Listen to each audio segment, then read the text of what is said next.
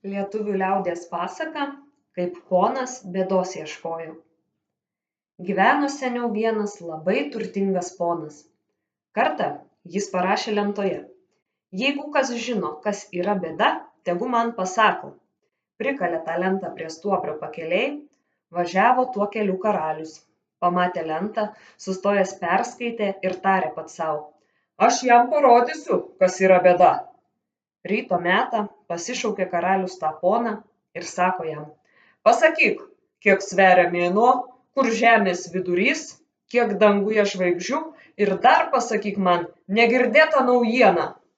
Ponas mikt ir nežino, kaip atsakyti nė į vieną klausimą. Davė karalius jam 3 dienas laiko pagalvoti. Parvažiavo ponas namo ir vaikščioja visas neramus kaip žemę pardavęs. Klausinėja dvariškius, ar nežino, kas kiek sveria mėnuo, kur žemės vidurys, bet kasgi žinos tokius gudrius dalykus.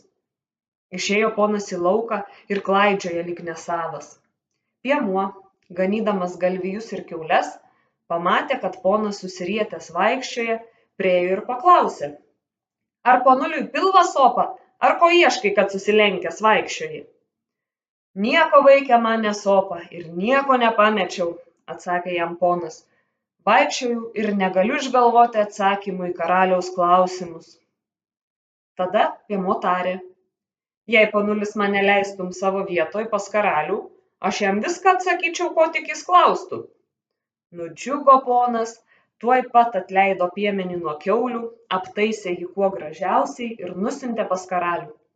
Piemuo karaliui ir sako: atėjau atsakyti į karaliaus klausimus, kuriuos mano ponui uždavė.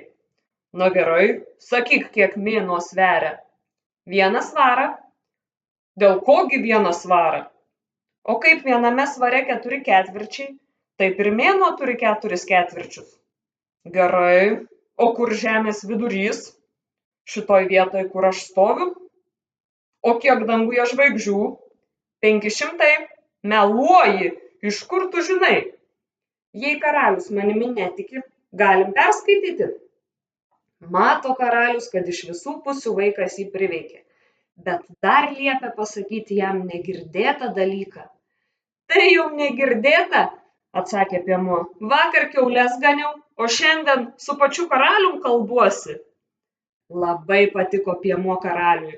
Karalius atidavė jam pono dvarą, o patį poną išvarė kiaulių ganyti, sakydamas, kad tavo piemuo už tave gudresnis, tai mainykitės vietomis ir mokykis proto iš kiaulių.